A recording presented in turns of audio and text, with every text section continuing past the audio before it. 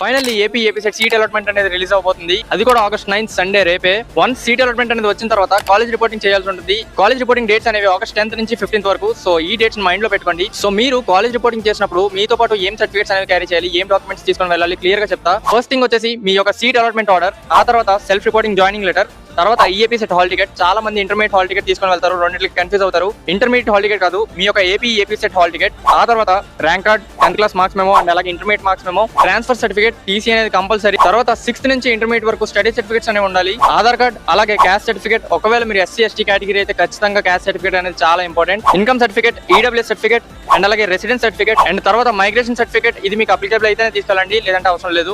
NCC, CAP, sports, PH, scouts ఇలాంటి special category certificates అనేవి మీకు అప్లికేబుల్ అయితే అవి కూడా మీరు క్యారీ చేయాల్సి ఉంటుంది.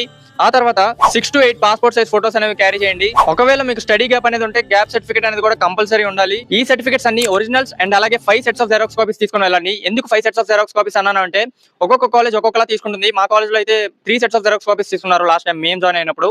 సో ఒక్కొక్క కాలేజ్ ఒక్కొక్కలా తీసుకుంటుంది. కొంతమంది 2 సెట్స్ ఆఫ్ జెరాక్స్ కాపీస్ తీసుకుంటారు, కొంతమంది 3 సెట్స్ తీసుకుంటారు.